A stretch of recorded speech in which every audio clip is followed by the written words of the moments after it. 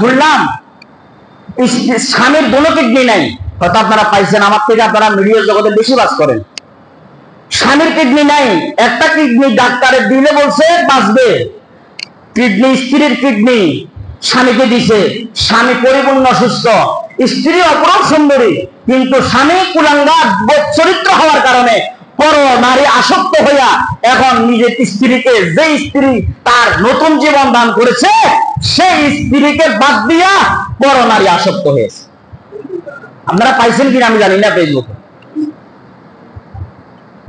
তো দেখেন কার জন্য কি, কার জন্য এত ঘাম, এত শ্রম, এত কিছু কার জন্য, এত কিছু কার জন্য। বাড়িতে বাজারে গেলে চেষ্টা করেন বিবির মন রক্ষা করার জন্য, ছেলে মেয়েকে খুশি করার জন্য রুই মাছটা একটু তাজা দেখে কিনি, ভালো একটা সাগরের হাওড়ের মাছটা একটু কিনি, গরুর গোশত তাজা আজকে কোনটা। আসসালামু আলাইকুম ওয়া রাহমাতুল্লাহি ওয়া বারাকাতুহু।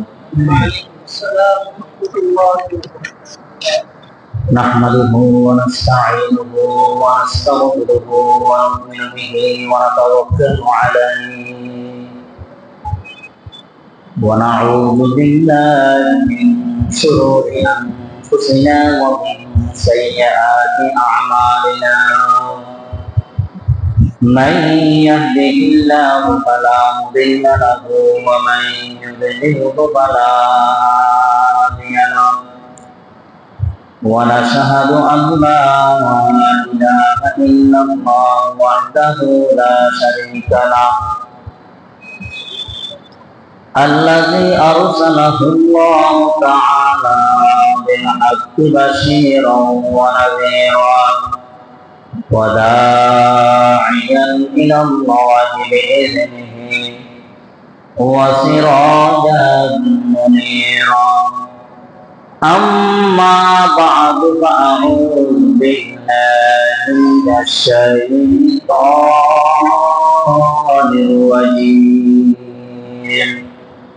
بسم الله الرحمن الرحيم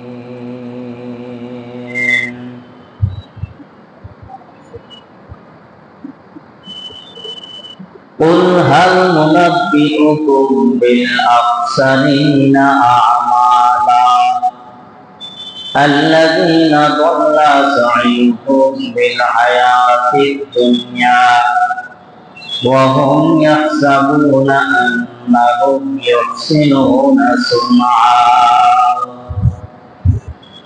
وقال النبي صلى الله عليه وسلم أفضل الصيام بعد رمضان شهر الله المحرم أو كما قال النبي عليه الصلاة والسلام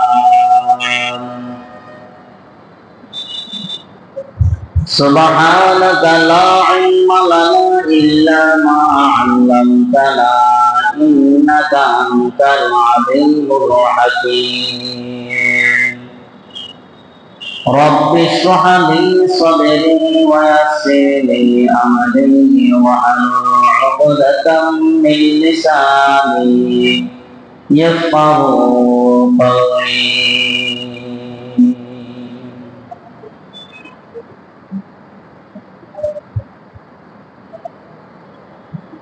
दिल जिंदा हो बेदार अगर हो तो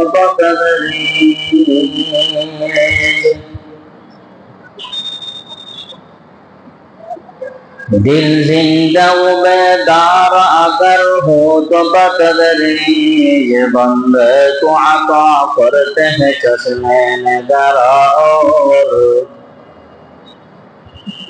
बंदे को अता करते थे चश्मे नजर और ये राज कैसी कौन ही मालूम के मोमेन ये राज कैसी कौन ही मालूम के मोमेन कारी नजर आता है हकीकत में कुरान कारी नजर आता है हकीकत में है कुरान। अल्फाज मानी में तफावत नहीं लेकिन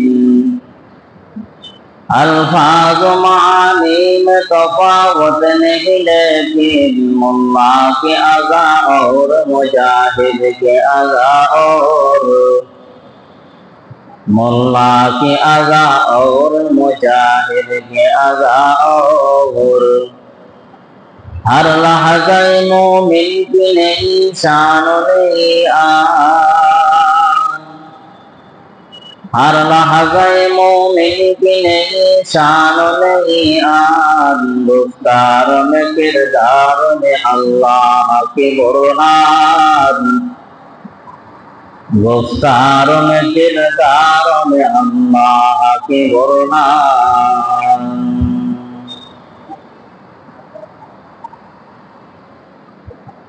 আলহামদুলিল্লাহ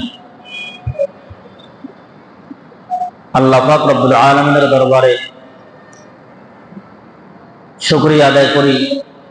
আল্লাহ তাআলা আমাদেরকে দুনিয়ার মধ্যে এখনো বেঁচে রেখেছেন, সুস্থতার সাথে জীবন যাপন করার তৌফিক আল্লাহ তাআলা দান করেছেন। আল্লাহ তাআলা আমাদেরকে মুসলমান বানিয়েছেন বিনা দরখাস্তে। আমরা মানুষ হয়েছি, মানুষ হিসেবে আমাদেরকে সৃষ্টি করেছেন। আমাদেরকে অন্য প্রাণী হিসেবে সৃষ্টি করেন নাই, শ্রেষ্ঠ জাতি হিসেবে মানুষ হিসেবে আমাদেরকে সৃষ্টি করেছেন। আবার মুসলমান হিসেবে আমাদেরকে দুনিয়াতে প্রেরণ করেছেন। মুসলমানের ঘরেই আমাদেরকে জন্মগ্রহণ করাইছেন। মুসলমানের দাম আল্লাহ তাআলার কাছে অনেক বেশি।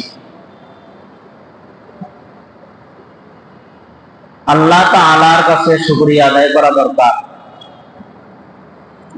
যে আল্লাহ তাআলা আমাদেরকে মুসলমান বানাইছেন, আল্লাহ তাআলার হুকুম পালন করার সুযোগ করে দিয়েছেন, গোলামি করার তৌফিক দিয়েছেন, দাসত্ব করার তৌফিক দিয়েছেন। সেই হিসেবে আল্লাহ তাআলার কাছে রোনাজারি করা, শুকরিয়া আদায় করা। ইমাম গাজ্জালী রাহমাতুল্লাহ আলাইহি বলেন যে ভাই, আপনাকে আমাকে মানুষ বানাইছেন, এটার জন্য যদি কিয়ামত পর্যন্ত তোমাকে হায়াত দেয় আর যদি তুমি শুকরিয়া আদায় করো, তারপরেও তোমার এই নিয়ামতের শুকর আদায় হবে না। ইমাম গাজ্জালী রাহমাতুল্লাহ আলাইহি আরো বলেন, তুমি যে মালিকের কদমে সিজদা দিতে পারতেছো, নামাজ পড়তেছো, আল্লাহর হুকুম মানতেছো, রাসূলের তরিকা মতে চলতে পারতেছো, এটাও একটা নিয়ামত। আল্লাহ তাআলা তৌফিক দিয়েছেন বিদায় আমরা আল্লাহ তাআলার কুদরতি পায়ে সিজদা দেওয়ার সুযোগ হয়েছে। আল্লাহ তাআলা যদি তৌফিক না দিতেন তো আমরা ইবাদত করতে পারতাম না, আল্লাহ তাআলার ঘরেও আসতে পারতাম না। দুনিয়াতে হাজারো মানুষ আছে নামে মুসলমান, ঘরের জন্মগ্রহণ করেছে মুসলমান, নামও মুসলমান, মুসলমানের ঘরে জন্মগ্রহণ করেছেন, সুস্থ আছে, আকল আছে, বিবেক আছে, বুদ্ধি আছে, কিন্তু পশ্চিম দিকে সে সিজদা দেয় না, আল্লাহ পাকের ঘরে আসে না, আল্লাহ পাকের অবাধ্য বান্দা। আমরা আল্লাহ পাকের ঘরে আসি, আল্লাহর হুকুম মানি, নামাজ পড়ি, নবীর রসুলের তরিকা মতো আমরা চলার চেষ্টা করি। এটা আল্লাহ তাআলার খাস দয়া, আল্লাহ তাআলার খাস মেহেরবানি।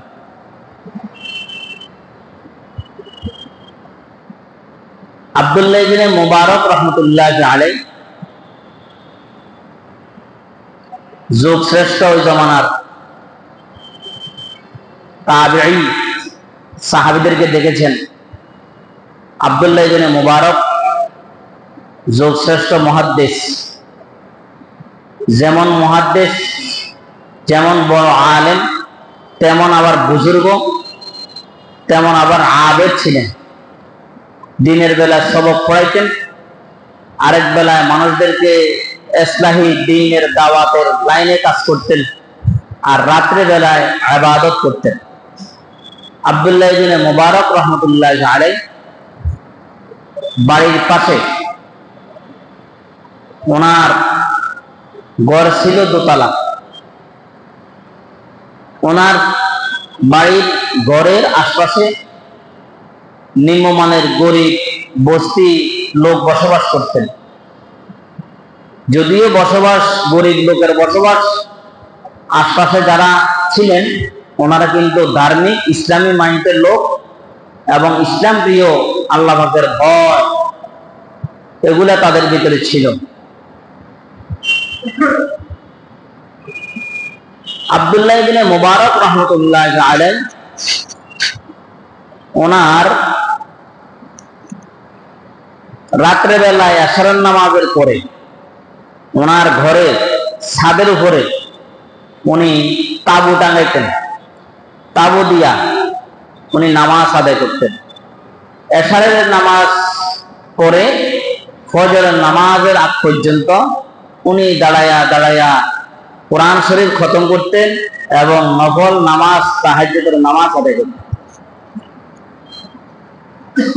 আব্দুল্লাহ ইবনে মুবারক রহমতুল্লাহ আলাইহির বাড়ির পাশে ওনার ইন্তেকালের পরে একটা বাচ্চা তার মাকে জিজ্ঞাসা করে যে, আম্মু, এই যে আমাদের ঘরের বাড়ির পাশে যে ওই যে ঘর দোতলা, ওখানে যে রাত্রে বেলায় একটা মিনার দেখা যাইতো, মিনার দেখতাম, ওইটা তো আজকে কয়েকদিন যাবত আমরা দেখি না। আমি দেখতেছি না মা, রাত্রে বেলায় যে আমাদের ঘরের দরওয়াজা দিয়া জানালা দিয়া ওই যে ওই বিল্ডিং এর ছাদে একটা মিনার দেখা যাইতো, ওইটাকে আজকে কয়েকদিন দেখা যাচ্ছে না। বাচ্চার বয়স 9-10 বছর। কিতাবের মধ্যে ঘটনা আসছে, মাকে যখন প্রশ্ন করছে, মা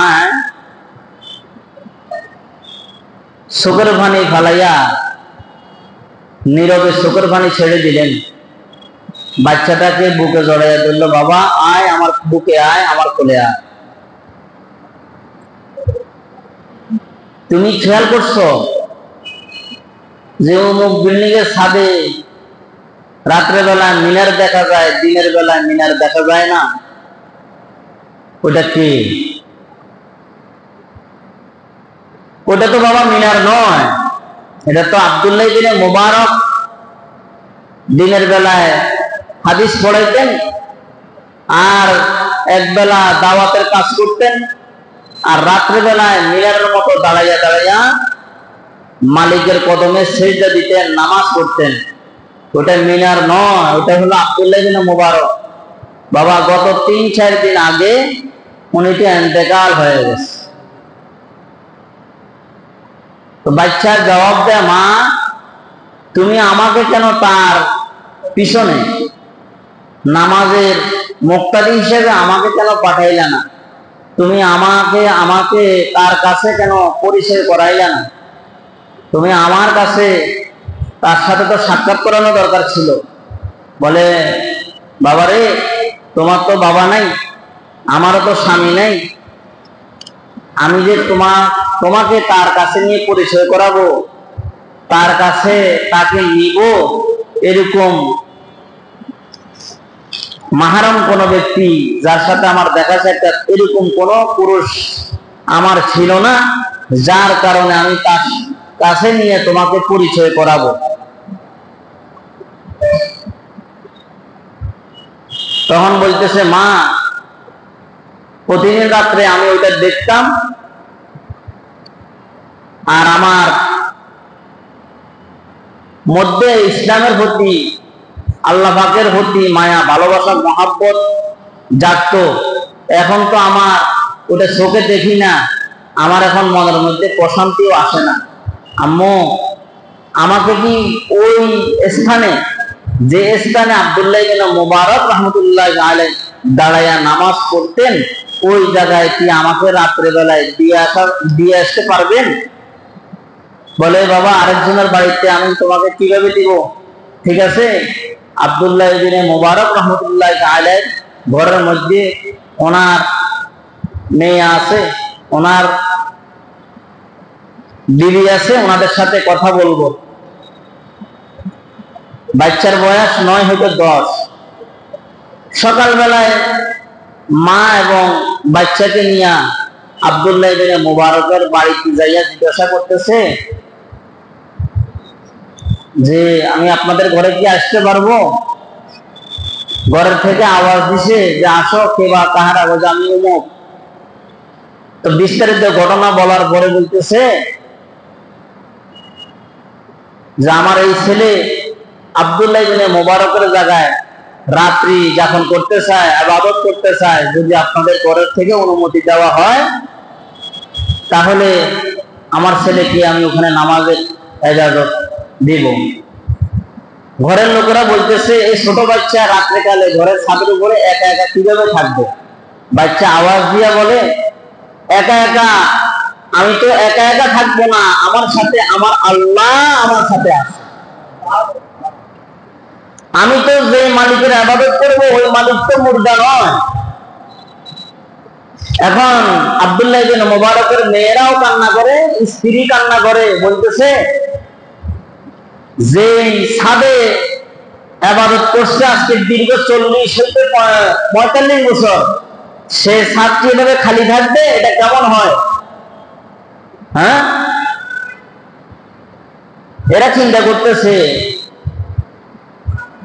যে ছাদের মধ্যে নামাজ পড়বে কে, ইবাদত করবে কে? এতদিন মিনার ছিল, রাত্রের মিনার, এখন রাত্রের মিনার তো বন্ধ হয়ে যাবে। তখন বাচ্চা আওয়াজ দিয়া বলে, আপনি যদি অনুমতি দেন আমি এশারের পরে আসবো, ফজরের নামাজ পড়ে আমি আপনাদের বাড়ি ত্যাগ করব। অনুমতি দিল।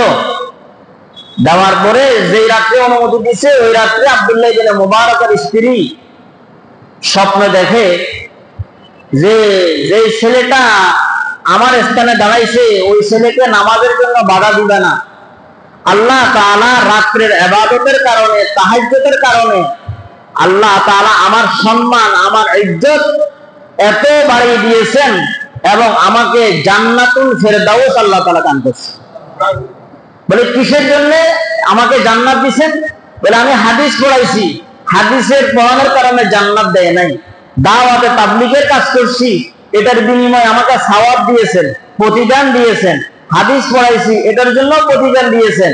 কিন্তু রাত্রে গভীর রজনীতে সারা পৃথিবীর মানুষ যখন ঘুমাইয়া যায়, সমস্ত মানুষের মাথাটা যখন বালিশে লাগে, আর আব্দুল্লাহ ইবনে মুবারক তোমার মাথাটা বালিশে না লাগাইয়া আমি মালিকের কদমে সিজদা দিছো, এক একটা সিজদার দাম আসমান সাত জমিনের চাইতে আমি আল্লাহর কাছে অনেক বেশি।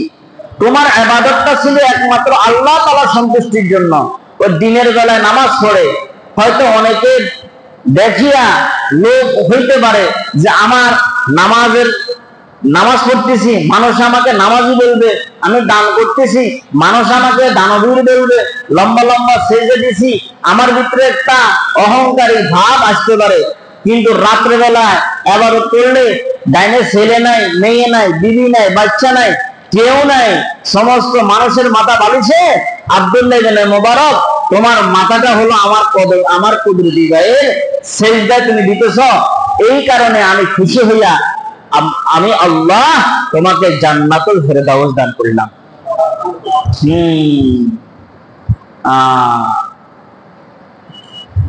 तमन्ना दर्द दिल की है तो कर खदमत फकीरों की, नहीं मिलता ये गौहर बादशाहों की खजीना में। বলে যে বুজুর্গানে দিনের সোহবত এমন, আল্লাহ ওয়ালাদের সোহবত এমন, যেটা রাজা বাদশার দরবারে গেলে পাওয়া যাবে না। রাজা বাদশার দরবারে গেলে স্বর্ণ পাইবা, হীরা পাইবা, মণিমুক্তা পাইবা, দিনার পাইবা, দিরহাম পাইবা, কিন্তু প্রকৃত হাকিকতে আল্লাহ তাআলার বয়ান খেয়াল এগুলা পয়দা হবে না, মালের মহাব্বত অন্তরে পয়দা হবে। আর আল্লাহ ওয়ালাদের সোহবতে যখন যাওয়া হবে তখন আল্লাহ তাআলার মহাব্বত, রাসূলের মহাব্বত, আখিরাতের মহাব্বত অন্তরের মধ্যে পয়দা হবে। দুনিয়াদারদের কাছে গেলে দুনিয়ার চাকচক্য দেখে, মাল দেখে মালের মহাব্বত অন্তরে আসে। আল্লাহ ওয়ালাদের সোহবতে যখন যায় তখন দুনিয়ার মহাব্বত সরে, আল্লাহর মহাব্বত অন্তরে জাগায়।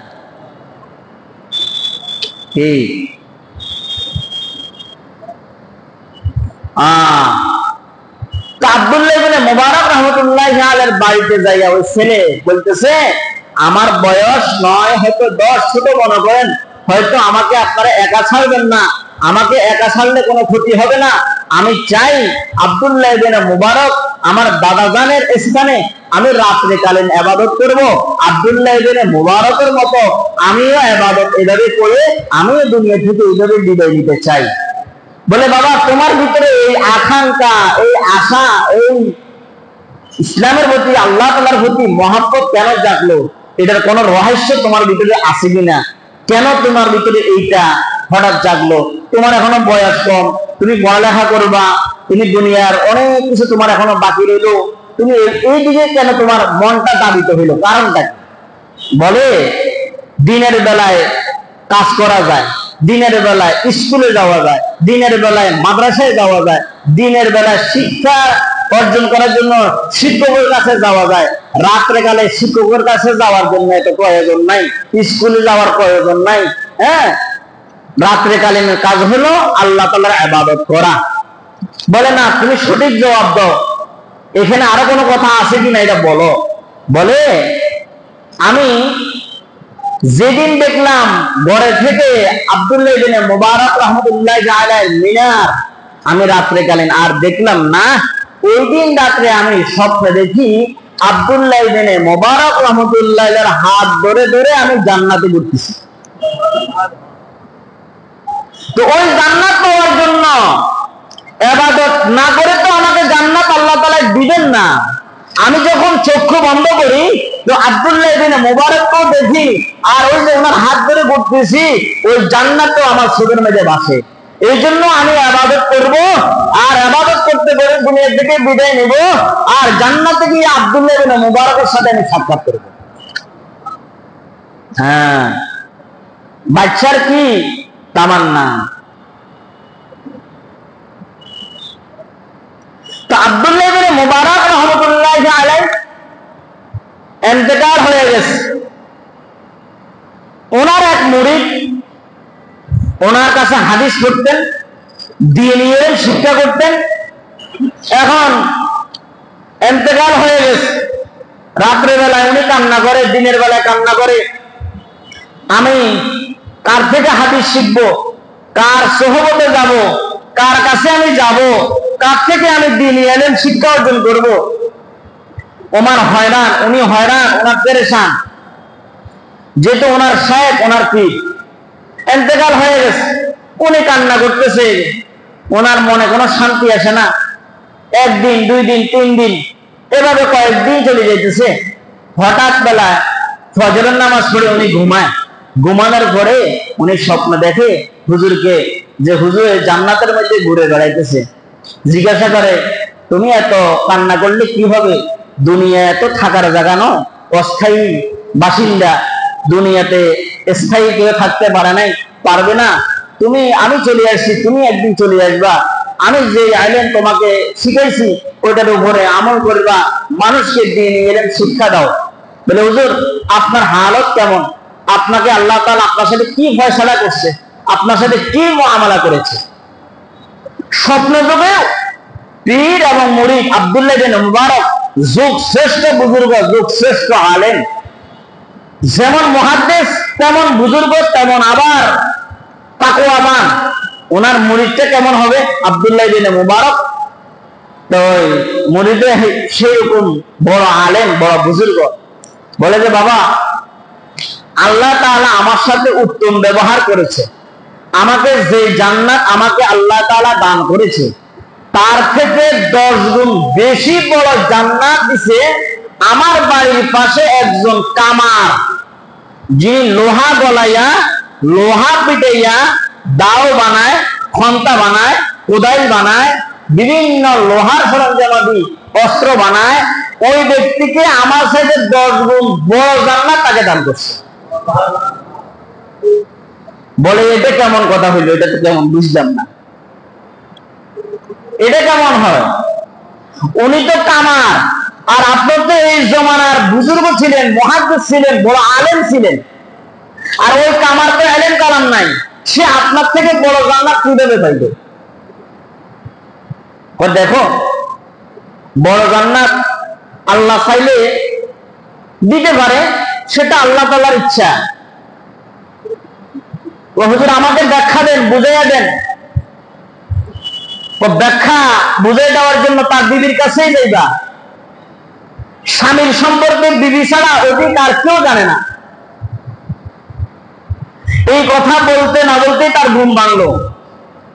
সকালবেলায় তার বাড়িতে যাইয়া পর্দার অন্তরালে জিজ্ঞাসা করে, অমুক কামারের ঘরের বাসিন্দা কেউ আছেন? ঘরে থেকে আওয়াজ আসলো, আমি আছি, আমি তার স্ত্রী এবং তার বাচ্চা আছে। কার সাথে কথা বলবেন? বলে যে স্ত্রীর সাথে। বলে যে আপনার স্বামীর সম্পর্কে আমি কিছু তথ্য জানতে চাই। আপনার স্বামী কেমন ছিল, আর আপনার স্বামীকে আব্দুল্লাহ ইবনে মুবারকের সাথে যে বড় জান্নাত দিতে পারে, এটাতে আপনার মতামত কি? ও আমার 100তে 100 ইয়াকিন, আমার স্বামী সম্পর্কে আব্দুল্লাহ ইবনে মুবারকের সাথে বড় জান্নাত পাওয়া, এটা আমায় ইয়াকিন এবং বিশ্বাস আমি রাখি। বলে এখন তার ভিতরে তো কৌতূহল আর বেশি যাচ্ছে, এটা কেমন? আব্দুল্লাহ ইবনে মুবারক যুগশ্রেষ্ঠ মুহাদ্দিস, যুগশ্রেষ্ঠ বুজুর্গ, আর এগুলা হলো কামার, কোরআন শরীফ ভালো করে পড়তে পারে না, ইবাদত ভালো করে করতে পারে না, আবার স্ত্রীও বলে বড় জান্নাত পাওয়ার এটার হকদার আমি রাখি, আল্লাহর উপরে বিশ্বাসও রাখি, এখানে রাখি। বলে আপনার স্বামীর কি কি গুণাগুণ আছে একটু বলেন তো। বলে তেমন কোনো গুণ নেই, আমার স্বামী বাজারে দৈনিক রুজি করে, দৈনিক বাজার করে, এতটুকু দেখি, যায় রোজগার করে, এতটুকু থেকে কিছু বাজার করে, কিছু আল্লাহ রাস্তায় দৈনিক দান করে, এই একটা গুণ। আর কি গুণ আছে? ও জীবনে উনি 2 নম্বরই মিথ্যা কথা উনি বলতে আমি শুনি নাই, আমার লগে সলসতরি করতে আমি দেখি নাই, আমার সাথে মিথ্যা কথা বলতে আমি জীবদ্দশায় পাই নাই। কয় আর কি গুণ আছে? আর একটা গুণ হলো, উনি যখন এই আজান হতো, উনি যখন হাতুড়ি দিয়া লোহা পিটাইতেন, আজানের আওয়াজ শোনার সাথে সাথে, আজানের আওয়াজ শব্দ শোনার কানে আসতো, হাতুড়ি উঠাইতো, হাতুড়ি লোহার মধ্যে না ফালাইয়া পিছন দিকে ফালাইয়া আল্লাহ তাআলার আওয়াজ যে ধ্বনি, আজানের আওয়াজের সাড়া দিয়া মসজিদে দৌড়ে দৌড়ে মসজিদে যেত। আমার স্বামীর এতটুকু গুণ। আর কি গুণ আছে বলুন তো? আরেকটা গুণ হলো, আমার স্বামী কোরআন শরীফ পড়তে পারে না, শিখার জন্য অনেক চেষ্টা করছে, আমিও চেষ্টা করছি, আমি পারি, আমার স্বামী পারে না। কিন্তু আমার স্বামীকে আমি সকালবেলায় যখন নামাজ পড়তে উঠতাম, তখন আমার স্বামীকে আমি কোরআন শরীফ নিয়ে বসাইতাম, কিন্তু সে কোরআন শরীফ শিখার হাজার চেষ্টা করছে, চোখের পানি ফালাইয়া বলতো, আল্লাহ তোমার কোরআন তো সুন্দর, আমি কোরআন শরীফ পড়তে পারি না, আমাকে কোরআন শরীফটা পড়ানোর সুযোগ দাও। এটা বলে বলে বলে বলে সে কি করতো? আল্লাহ তাআলার দরবারে কান্না করতো। তো স্ত্রী বলছে, তুমি যেতে পারো না, শিখতে পারো না, তো কি করো? একটা কাজ করো, কোরআন শরীফের প্রতিটি লাইনে লাইনে তুমি হাত বুলে যাও, এতটুকু করো যে আল্লাহ কোরআন পারি না, কোরআনের উপরে হাত বুলাই, আমি কোরআনকে ভালোবাসি, তোমাকেও ভালোবাসি, এই কারণে তোমার কোরআনকে ভালোবাসি, আল্লাহ আমি কোরআনকে ভালোবাসার কারণে তুমি আমাকে মাফের ফয়সালা করো। এই স্ত্রী এগুলো বলতে বলতে বলতে বলতে বলতে অনেক প্রশংসা শুনলেন। শোনার পরে বলতেছে, গত রাত্রে আমি স্বপ্নে দেখলাম আব্দুল্লাহ ইবনে মুবারক রাহমাতুল্লাহি আলাইহি, আর আপনার স্বামীর ব্যাপারে স্বপ্ন দেখলাম আব্দুল্লাহ ইবনে মুবারকের চাইতে 10 গুণ জান্নাত, বড় জান্নাত আল্লাহ তাআলা আপনার স্বামীকে দান করবে। এই আমলের কারণে আল্লাহ তাআলা আমার স্বামীকে মাফ করবেন আর আমার স্বামীকে আল্লাহ তাআলা জান্নাত দান করবেন। এখন আমাদের প্রশ্ন হতে পারে যে আমি তো ভালো করে সূরা কেরাত জানি না, দোয়া দরুদ জানি না, কোরআন শরীফ পড়তে পারি না, আমাকে কি আল্লাহ তাআলা জান্নাত দিবে? যে আমল আমার আছে, জান্নাতে যাইতে পারবো কি পারবো না সেটা তো আল্লাহ তাআলাই জানে। কিন্তু জান্নাত তালাশ করা তো গুনাহ না। জাহান্নাম থেকে পানা চাবো, জান্নাত তালাশ করবো, হালাল ভাবে চলবো, হারাম থেকে বেঁচে থাকবো, এটা হলো আমার কাজ। মিথ্যা কথা থেকে বাঁচবো, জেনা থেকে বাঁচবো, সুকুরখুরি থেকে বাঁচবো, গান বাদ্য থেকে বাঁচবো, অশ্লীল বেহায়াপনা থেকে বাঁচবো, এগুলো হলো আমার মুসলমানের কাজ। সাহাবায়ে কেরামের আখলাক আর আমাদের আখলাক দেখলে আসমান জমিন পার্থক্য। সাহাবায়ে কেরাম রিদওয়ানুল্লাহি তাআলা আলাইহিম আজমাইন, তারা 2 নম্বরই যেটা সত্য সেটাই বলতো। আল্লাহ রাসূলের দরবারে সাহাবী গেছে, যায়া বলতেছে আমি চুরি করছি, আমার হাত কাটে দেন। আমি চুরি করছি, আমার হাত কাটে দেন। কয় তুমি পরে আসো, কয় ইয়া রাসূলুল্লাহ আমি চুরি করছি, আমার হাত কাটে দেন। আরেকজন আসছে, আমি জানা করছি, আমাকে রজম মারে শেষ করে দেন। বলে পরে আসো, আমাকে তোমার পেটে এখন বাচ্চা আছে, পরে আসো। বাচ্চা খালাস হয়েছে, বলে এখন আসো। বলে না পরে আসো, তোমার বাচ্চার এখন দুধ খাওয়াইতে হবে, যা পরে আসো। আর আমরা চুরি করিও কি অস্বীকার, জানা করিও অস্বীকার, 2 নম্বরই করিও অস্বীকার। মানে মিথ্যা এখন সত্য পরিণত হয়ে গেছে। সাহাবায়ে কেরাম রিদওয়ানুল্লাহি তাআলা আলাইহিম আজমাইনের আখলাক আর আমাদের আখলাক আসমান জমিন তফাৎ। হাসান বসরি রাহমাতুল্লাহি আলাইহির কাছে আসছে তাবেঈদের মধ্যে একজন যুগশ্রেষ্ঠ সর্বশেষ তাবেঈ হাসান বসরি রাহমাতুল্লাহি আলাইহি, হ্যাঁ, যিনার নাম রাখছেন হযরত ওমর রাদিয়াল্লাহু তাআলা। খলিফাতুল মুসলিমিন কে? হযরত ওমর হাসান বসরির নাম রাখছে। হ্যাঁ, নামটা কে রাখছে? হাসান বসরি। বসরা এলাকা তার জন্ম, তার বাড়ি। হাসান বসরি রাহমাতুল্লাহি আলাইহি অধিক সুন্দর ছিলেন, বড় আলেম ছিলেন, যুগ শ্রেষ্ঠ মুহাদ্দিস, যুগ শ্রেষ্ঠ বুজুর্গ। ওনার কাছে মানুষ যখন আসতেন, ওনার আমাল আখলাক চরিত্র দেখে মানুষ অটোমেটিক কি হয়ে যেত? শুদ্ধ হয়ে যেত, বেনামাজি নামাজি হয়ে যেত।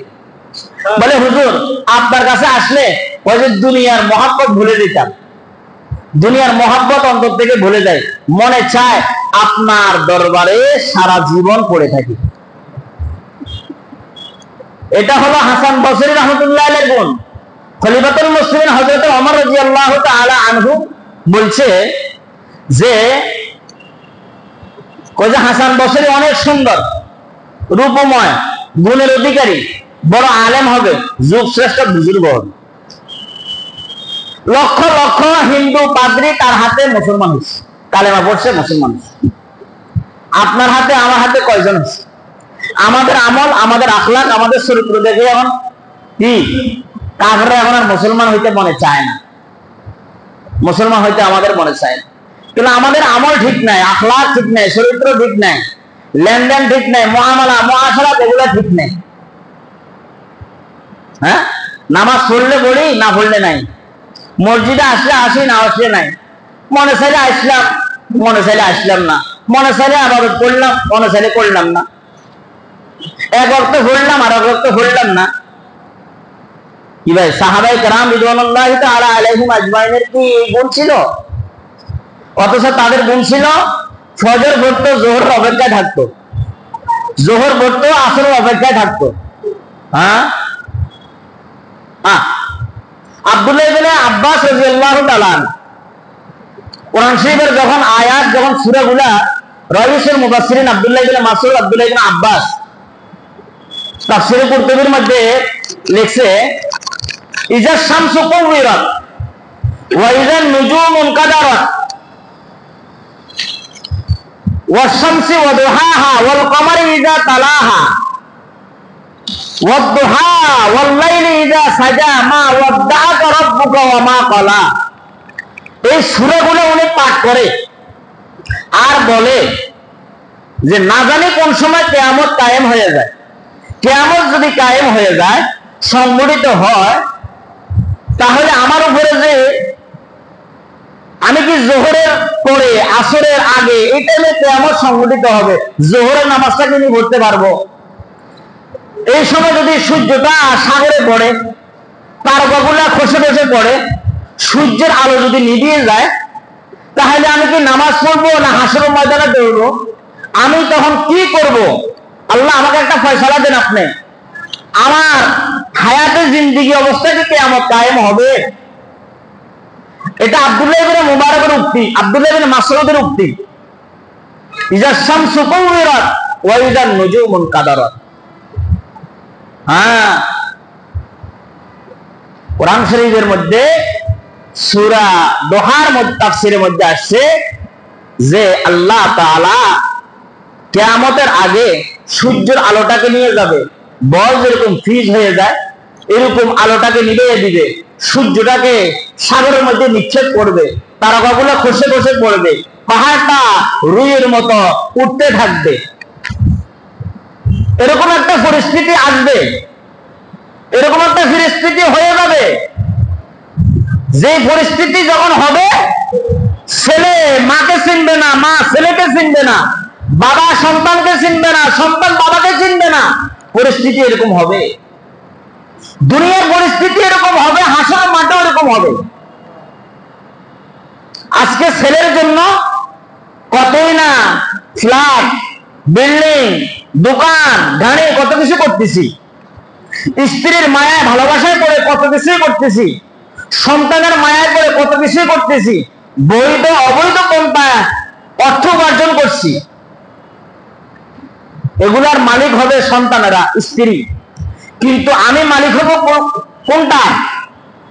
যেটা আমি ব্যয় করব, যেটা আমি খরচ করব, যেটা আমি দিনের রাস্তায় খরচ করব, হালাল উপার্জন করে পরিবার পরিজনের জন্য খরচ করবো, ওটা সবটা হিসেবে আপনি সওয়াব পাইবেন। কিন্তু হারাম, আজকে আমি কিতাবের মধ্যে পাইলাম যেই জামা, যেই পোশাক, যেই বাজার, যে খাদ্য, যেই মাছ, যে গোস্তের মধ্যে 1 টাকা, 1 পয়সা হারাম, চাই কাপড় হোক, যে কোনো কিছুর মধ্যে হারাম 1 জাররা পরিমাণ যদি হালাল মালের সাথে হারাম মিশ্রিত জাররা পরিমাণ হয়, তো আজকে পাইলাম, যদি বিশ্বাস না হয় নামাজের পরে আমার সাথে আমার নিচে অফিসে যাবে, আমি দেখাবো। তার ইবাদত কবুল হবে না, তার নামাজ কবুল হবে না, তার কোনো কিছুই কবুল হবে না, সে জান্নাতের আশা করতে পারবে না, সে জান্নাতে তো যাবেই না, জান্নাতের সুগারানো পাবে। কি ভাই, দরারে সরামনা করে বলছি আমরা, হালাল হারাম মিশ্রিত করব, 900 করে চলবো, আর চোখ বন্ধ হবে, হ্যাঁ জান্নাতে চলে যাব, এত সহজ? হ্যাঁ, মনে করতেছেন হুজুররা এগুলা বলতেছে? বাবা, হুজুররা এগুলা বানাই বলে না, কোরআনের কথাই বলে। ফামাইয়া আমাল মিসকালা যাররাতিন খাইরান ইয়ারা, এটা তো মোটামুটি জানেন, কোরআন শরীফের আয়াতগুলো মুখস্থ, মাথায় গেলে এটাতে মুখস্থ আছে। ওমাইয়া আমাল মিসকালা যাররাতিন শাররান ইয়ারা, কি জাররা থেকে জাররা, এটারও হিসাব আছে। ভালো করবেন এটার হিসাব, খারাপ করবেন এটার হিসাব কি করতে হবে? দিতে হবে। যে যে জায়গার মধ্যে যাইয়া বৈধ অবৈধ কাজ করা হয়েছে, ইয়াউমা ইযিন তুহাদ্দিসু আখবারহা, সব খবর আপনি মুখে বলতে হবে না, সব খবর জমিনে বলে দিবে।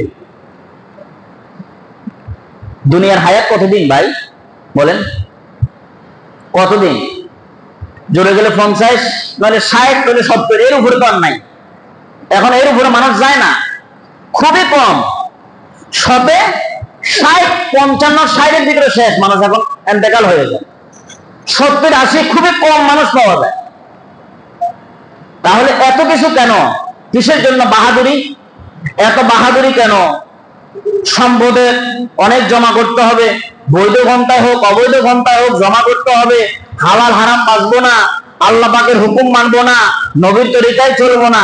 কি ভাই, সাহাবায়ে কেরামের জীবন তো তারাও পাড়ি দিছে, তাবেঈদের জীবন তারাও পাড়ি দিছে, আমাদের আকাবের রাস্তাটাও পাড়ি দিছে, আমরাও আমাদের জীবনকে আমরা অতিবাহিত করতেছি। তাদের জীবনে জীবন, আমাদের জীবনে জীবন। তারা দিনে খেয়ার দিনে, তার দিনে হিসাব শেষ, আর আমাদের কত আছে হিসাব বছরকে বছর করলে মনে শেষ হবে না। হবে হবে না।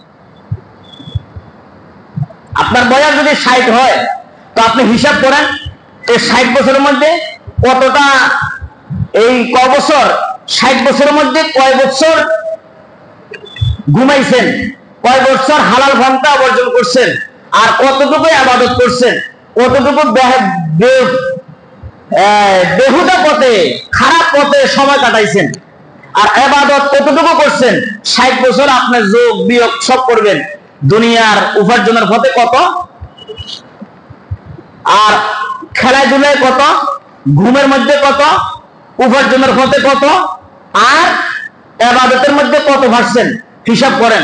পারলে হিসাব বের হবে, সামান্য সামান্য সামান্য পাওয়া যাবে। এই সামান্য ইবাদত দিয়া আল্লাহ তাআলার জান্নাতে যাওয়া কি সম্ভব? তাহলে কি করতেছি আমি করতেছিটা কি? গুনাহ আছে, চোখের পানি নাই, গুনাহ আছে, ইস্তেগফার নাই, গুনাহ আছে, তওবা নাই, অনুশোচনা নাই, গুনাহ আছে, আল্লাহ পাকের ভয় এখনো আসে না। 60 বছর হয়ে গেছে, এখনো আল্লাহ পাকের ভয় অন্তরে আসে না, এখনো দুনিয়ার মহাব্বত অন্তরে বোঝাই। আত্মারে পরিশুদ্ধ কখন করবেন? কদ আফলাহা মান যাক্কাহা ওয়া কদ খাবা মান দাসসাহা, কাযযাবাত সামুদু বিতাকওয়াহা ইযিন বাআসা আসকাহা। কখন করবেন আত্মারে পরিশুদ্ধ? কখন করবেন? এই পবিত্র আত্মা যদি না হয়, নাফাকি আত্মা নিয়ে যদি কবরে যান, তো কবর থেকে আযাব শুরু হবে, জাহান্নামে যাওয়া পর্যন্ত আযাব ভোগ করতে হবে। আর যদি কলব যদি পরিশুদ্ধ হয়, কলব যদি পবিত্র হয়, নফসে মুতমাইন হয়, নফসে মুতমাইন হয়, নফসে লাওয়ামা হয়, নফসে আম্মারা নয়। ওমা উবাররিউ নাফসি ইন্নান নাফসা লাআম্মারাতুন বিসসু লা উকসিমু বিহাযাল বালাদ লা উকসিমু বিয়াউমিল কিয়ামা ওয়ালা উকসিমু বিন-নাফসিল লাওয়ামা ইয়া আইয়াতুহান নাফসুল মুতমা। আল্লাহ তাআলা বলেন, বান্দা নফসে আম্মারার যদি গোলাম হয়ে যাও, জাহান্নাম ছাড়া তোমার কোনো উপায় নেই। আর নফসে আম্মারার গোলাম পরিণত না হইয়া নফসে লাওয়ামার দিকে ফিরো। নফসে লাওয়ামার উপরে আমল করতে করতে করতে আল্লাহ তাআলা তোমার নফসটাকে নফসে মুতমাইন বানায় দিবে। আর এই অবস্থায় যদি তুমি ইন্তেকাল হও, তাহলে আল্লাহ তাআলা তোমাকে কি জান্নাত অবশ্যই আল্লাহ তাআলার ওয়াদা। সুবহানাল্লাহ বলেন। এই জন্য ভাই, চাইলেও বাঁচতে পারবো না। আমি আজকে 2 সপ্তাহ পিজি হাসপাতালে আসা যাওয়া, আমার নিজেও অসুস্থ, আমার এক সম্পর্কে বোনের জমা হয়, উনি অসুস্থ, পিজি হাসপাতালের কিডনি বিভাগে ভর্তি। এটা কেন বলতেছি? মাঝে মাঝে হাসপাতালে যাইবেন, মাঝে মাঝে হাসপাতালে যাইবেন, দেখবেন ইমাম গাজালি রহমতুল্লাহি আলাইহি, আমাদের এক বুজুর্গ হাবিবজি হুজুর রহমতুল্লাহি আলাইহি, আমি ছোট ছিলাম দেখি নাই, আপনারা হয়তো মুরব্বীরা যারা ওনাকে দেখছেন, হাবিবজি হুজুর রহমতুল্লাহি আলাইহি ওনার জীবনের মধ্যে পাইছি, উনি বার্ধক্য আসার আগে উনি মাঝে মাঝে হাসপাতালে যাইতেন। কেন যাইতেন? বলে, হুজুর আপনি হাসপাতালে কেন যান? আমাকে নিয়ে এসে আমি একটু হাসপাতালে যাব। বলে যে এই জন্য যাই যে আল্লাহ তাআলা যে আমাকে হাসপাতালের বেডের বিছানার রোগী এখনো বানায় নাই। ইবাদত কি বাড়ায় দেওয়া দরকার না? যদি হাসপাতালের বেডেই যদি থাকতে হতো, তাহলে তো চাইলেই ইবাদত করতে পারতাম না। এই জন্য মাঝে মাঝে হাসপাতালে যাওয়া, যে আপনাকে আমাকে কত নিয়ামত দিয়ে রাখছেন। হ্যাঁ, যাদের দেখলাম কেউ চোখে সমস্যা, কেউ এখানে এই জয়েন্টের সমস্যা, কেউ কিডনি 2টা নাই, কেউ বাল্ব নাই, কেউ হার্ট ওপেন হার্ট সার্জারি করতে হবে, কেউ লিভার চলে গেছে, কেউ কিডনি চলে গেছে, এক একজন এক এক রোগে আক্রান্ত। তো দেখলাম কেউর বয়স 40, কেউর বয়স 35, কেউর বয়স 5, কেউর বয়স 3, কেউর বয়স 2, কেউর বয়স 60, কেউ বলে 70। কি হয়েছে চাচা জিজ্ঞাসা করি রোগীদের সাথে, বাবা খানা খাইতে পারি না, ডাবের পানি 1 ফোঁটা আর নাশপাতি একটু শেষা সামান্য এই একটা আনারের দানা পরিমাণ মুখের মধ্যে দেয়, এটা চিবাইয়া চিবাইয়া দীর্ঘ সময় নিয়ে মুখে রেখে রেখে চাবাই চাবাই খাইতে হবে। ডাক্তারে তাকে এইভাবে সাজেশন দিছি। আর আমরা একটা আপেল খাইতে 1 মিনিট হলে যদি বলি 2 মিনিট, কি কথা ঠিক কিনা? একটা কমলা রোগী বলছে একটা কমলার একটা কোষ অর্ধেক খাইতে পারবে, হ্যাঁ অনেক সময় নিয়ে দিতে হবে, তার ভিতরে পালসে কাজ করতেছে না। ডাবের পানি ড্রপ করে দিচ্ছে তার মুখের ভিতরে, পরিমাণ বেশি পরিমাণ দিলে তার ভিতরে কি নাকি বেড়ে যাবে, এজন্য এটা আস্তে আস্তে দিতে হবে।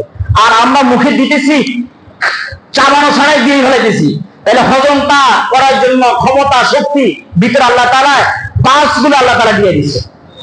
কি ভাই ঠিক কিনা? তাহলে কত নিয়ামত আপনার ভিতরে আমার ভিতরে 3.5 বডির ভিতরে দিয়ে রাখছে, আমরা টের পাই না। হ্যাঁ,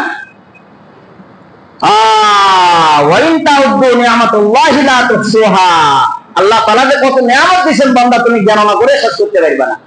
এর জন্য মাঝে মাঝে হাসপাতালে যাও, যাইয়া দেখো যে তুমি আর তার সাথে মিলাইবা যে ওরে ওর তো টাকা পয়সার অভাব নাই, সম্পদের অভাব নাই, বাড়ি গাড়ির অভাব নাই, ব্যাংক ব্যালেন্সের অভাব নাই, অথচ আমার তো কিছুই নাই। আমার কিডনি ভালো, আমার চক্ষু ভালো, আমার হাতও ভালো, আমার খাওয়া খাদ্য সব ঠিক আছে, ওর সব আছে, কিছুই এখন ঠিক নেই। কি ভাই কি বল ঠিক কিনা? হ্যাঁ কি বলেন? কি করা দরকার? কি করতেছি? করা কি দরকার? কি করতেছি? ক্যালিফোর্নিয়ার এক প্রফেসর, আমেরিকার ক্যালিফোর্নিয়ার প্রফেসর, ডাক্তারি, উনি বড় ডাক্তার, বড় হার্ট সার্জারি ডাক্তার। হ্যাঁ, উনি বলে আমার জীবনে আমি কত হাজার কোটি লোকের রোগীর আমি অপারেশন করছি, আমি হিসাব আমার নাই, আমার হিসাব নাই। তবে মুসলমানের হার্ট অপারেশন করছি, ইহুদি খ্রিস্টান বৌদ্ধ উপজাতি মারমা এদের উপর অন্যান্য জাতির কি করছি, হার্ট সার্জারি করছি। আকাশ পাতাল পার্থক্য, আকাশ পাতাল পার্থক্য। উনি এই অপারেশন করতে করতে করতে করতে করতে উনি একদিন বলে ফেললো আমার বয়স শেষ, এখন আর চিকিৎসা করতে আমার ওই মেধায় কাজ করে না, ব্রেনটা আর কাজ করে না। আমি উপলব্ধি করছি আমার মরণ হবে, আমার মৃত্যু হয়ে যাবে, পরকাল আছে, আল্লাহ আছে, চন্দ্র বানানোওয়ালা একজন আছে কারিগর, সূর্য বানানোওয়ালা কারিগর আছে, আসমান এমনি হয়ে যায় নাই, চন্দ্র এমনি হয়ে যায় নাই, জমিন এমনি হয়ে যায় নাই, সাগরের পানি এমনি হয়ে যায় নাই, পাহাড় এমনি হয়ে যায় নাই, এভাবে মানুষ আমরা দুনিয়াতে এমনি হয়ে যায় নাই। চোখের জায়গায় চোখ এমনি আসে নাই, কানের জায়গায় কান এমনি আসে নাই, হাতের জায়গায় হাত এমনি আসে নাই, পায়ের জায়গায় পা এমনি আসে নাই। আপনাকে আমাকে মানুষ না বানাইয়া গরু বেড়া দুম্বা বকরি এগুলো বানাইতে পারতো। 18,000 মাখলুকাতের মধ্যে কম বেশ আমাকে মানুষ বানাইছে, এটার কারিগর একজন আছে, এটার হিসাব নেওয়ালা একজন আছে। আমি চলে যাব, আমি যাইতে হবে, কিন্তু আমি মুসলমান হব। কি হব? আমি মুসলমান হব। আমি মুসলমানের হার্ট সার্জারি করতে গিয়ে যত কিছু আমি পাইলাম, উপলব্ধি করলাম, এখন মুসলমান হওয়া ছাড়া আমার আর বিকল্প কিছু নাই। আজকে থেকে চিকিৎসা শেষ, মুসলমান হব, আজকে থেকে মুসলমানের মুসলমানিত্বের কাজও শুরু হয়ে যাবে। হ্যাঁ, এই জন্য ভাই হায়াত কিন্তু শেষ হয়ে যাচ্ছে। শেখ সাদি রহমতুল্লাহ বলছেন বরফের চাকা তোমার কাছে আরে রাখো, তুমি চাইলে চাকাটাকে আগের মতো স্বাভাবিক রাখতে পারবে না। হয়তো 1 ঘন্টা আগে একরকম ছিল, 1 ঘন্টা পরে এটা আস্তে আস্তে শুরু হয়ে যাবে। ও বান্দা, তুমিও মনে করবা তোমার হায়াতটা বরফের চাকার মতো, এরকম আস্তে আস্তে আস্তে আস্তে শেষ হয়ে যাবে। 60 বছর হলে আজকে একদিন যাবে, একদিন শেষ, 2 দিন যাবে, 2 দিন শেষ, 60 বছর থেকে 2 দিন শেষ, 3 দিন যাবে, 3 দিন শেষ, 1 সপ্তাহ যাবে, 1 সপ্তাহ, 2 সপ্তাহ যাবে, 2 সপ্তাহ, 1 মাস যাবে, 1 মাস, 2 মাস যাবে, 2 মাস, 1 বছর যাবে, 1 বছর, 2 বছর যাবে, 2 বছর। কিন্তু আস্তে আস্তে কোথায় আছে? 60-এ আছে, খুঁজবে মালাকুল মাউত আসবে। ইজা জা আজালুহুম লা ইস্তাখিরুনা সাআ ওয়া লা ইস্তাকদিমুন। আজরাইল আসবে, 1 সেকেন্ড আপনার সামনে দাঁড়িয়ে থাকবে না, আসবে সাথে সাথে মালাকুল মউত এসে হাজির হয়ে রূহটা কবজ করে নিয়ে যাবে। ফিরাইতে পারবে না, ছেলে ফিরাইতে পারবে না, নেতায় ফিরাইতে পারবে না, দলে ফিরাইতে পারবে না, অস্ত্র রাইফেল গুলি দিয়া কেউ ফিরাইতে পারবে না। মালাকুল মউত অদৃশ্য এক ফেরেশতা আসবে আপনার সামনে। আপনার যদি নেকামল হয় তাহলে সাদরে আপনার রূহটাকে বেহেশতি রুমাল দিয়া সাদরে গ্রহণ করে এলিয়নের মধ্যে নিয়ে যাবে। আর যদি বদ আখলাক বদ আমল যদি হয় তাহলে জাহান্নাম থাকে দুর্গন্ধময় রুমাল নিয়া আপনার রূহটাকে এমন ভাবে ধরবে, ধরিয়া নিয়ে যাইয়া আযাবের ফেরেশতা দিয়া টাইনে হেসরাইয়া 360টা মোকামকে ছিন্ন বিচ্ছিন্ন করে আপনাকে জাহান্নামের বাসিন্দা বানাবে। দরারে সরামনা করলে চলবে না, দরারে সরামনা করলে চলবে না। বাহাদুরি কতদিন? হাসপাতালে দেখলাম এক বৃদ্ধ কান্না করতেছে, হুজুর সরকারি বড় কর্মকর্তা ছিলাম, জীবনে বেতনটা ভাইয়া নিজের পকেটে ঢোকাই নাই, টাকাটা উঠাইয়া সাথে সাথে বিবির হাতে দিছি, আজকে বিবির কাছে অবহেলিত, সন্তানদের কাছে অবহেলিত, মেয়ের কাছে অবহেলিত। মেয়ে আসে না, ছেলে আসে না, 2টা লন্ডনে থাকে, একটা আমেরিকা থাকে, এই পর্যন্ত একটা দিন আজকে 1.5 মাস হাসপাতালে বসা। হুজুর একটা মেয়ে ফোন দেওয়ার সময় নাই, ও বাবা আমার সময় নাই, ছেলে ফোন দেয়, বাবা আমার সময় নাই, বিবি আসে না। কাজের একটা মেয়ে আসা আমার সেবা যত্ন করে, বাথরুমে যাইতে পারি না, হুজুর খানাটা খেতে পারি না, নিজের নমিটা করতে পারি না, এই টাকা এই সম্পদ কামাইছি, আজকে আমার সেবা করবে বলা কেউ নেই।